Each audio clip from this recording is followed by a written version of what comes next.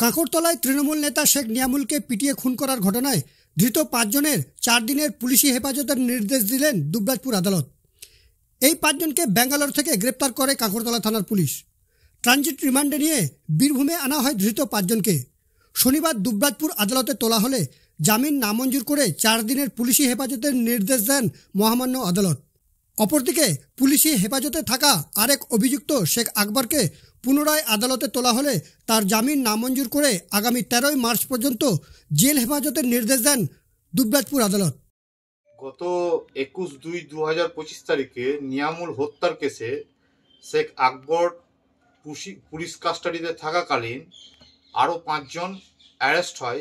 তাদের নাম যথাক্রমে ফিরদৌস, শেখ লালন, শেখ সরফুদ্দিন, শেখ সাদ্দাম, শেখ নইমুল। এই ৫ জন বেঙ্গালুরু পালিয়ে গিয়েছিলেন। সেইখান থেকে পুলিশ অ্যারেস্ট করে সেই বেঙ্গালুরু কোর্টে এসইএম কোর্টে তাদেরকে তোলা হয় এবং তাদের যে ৫ জনের ট্রানজিট রিমান্ড লানেট কোর্ট, সেই লানেট কোর্ট অ্যালাউ করেন এবং অ্যালাউ করে ওয়েস্ট বেঙ্গল অর্থাৎ দুবরাজপুর কোর্টে আজকে তোলা হয়।